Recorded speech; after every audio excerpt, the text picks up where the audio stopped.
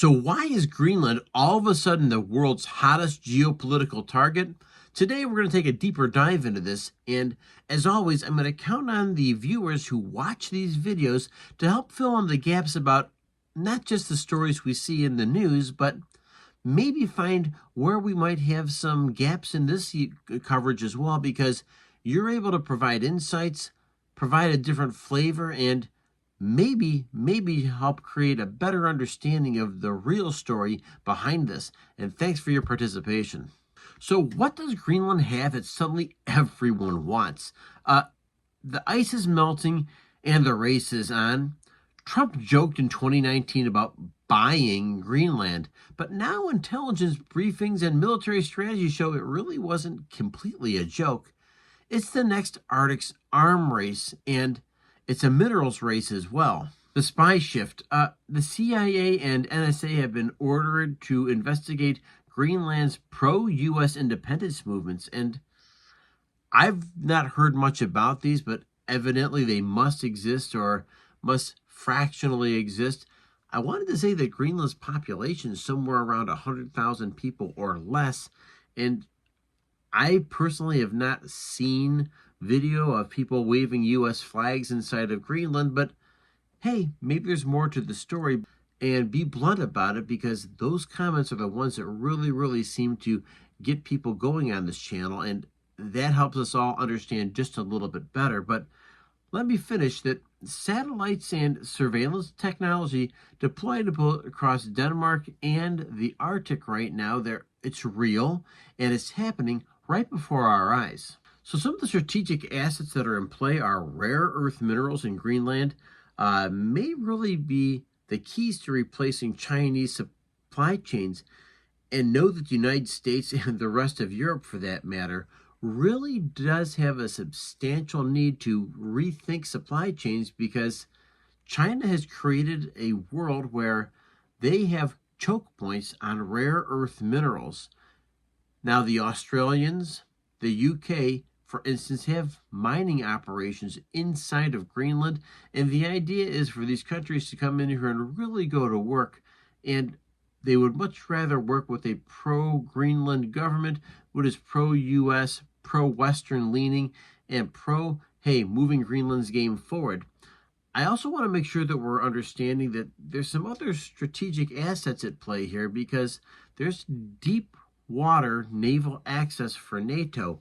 The submarines in particular really do a lot of travel up throughout that area. And if I could share this with you, France, yes, France is reportedly willing to station 10,000 troops inside of Greenland as well. And I know I've heard this report before, but I'm just so curious why France is also involved in this, unless they're interested in those rare earth minerals as well.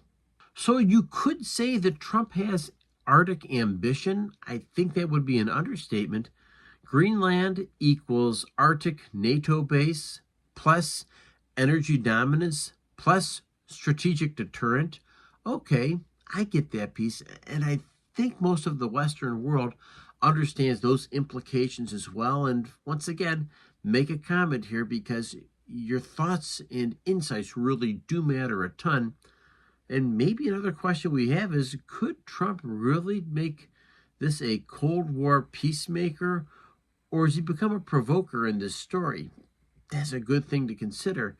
And of course, I've got comments before from people who really do comment here, and it's kind of scary, because I want my country, I'm an American of course, to have a great standing in the world and be known as the arsenal. We'll try this part again, part 3. So what's Trump's strategic ambition? We know that Greenland equals Arctic NATO base, and that would be for the protection of Europe, not just an invasion from the east, but maybe an invasion from Russia all the way down through the Arctic channels. And we do know that Russia and China have a relationship there, that they're already working the Arctic channels together. And of course, we know that's part of the equation, but there's also more. There's energy dominance, for instance. in the Arctic, and of course, a strategic deterrent. So we know that Greenland really is in play.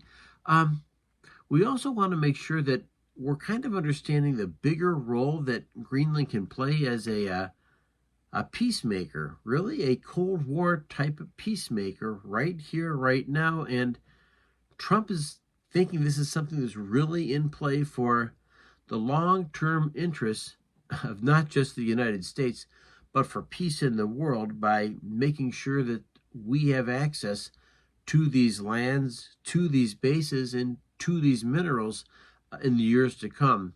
Not just now in 2025, but 2050, next millennium. You get the picture.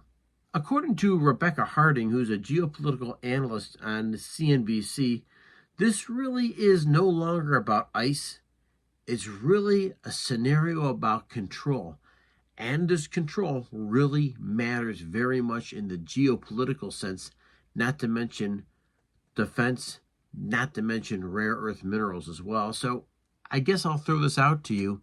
Trump threw it out there before about Greenland becoming the 51st state.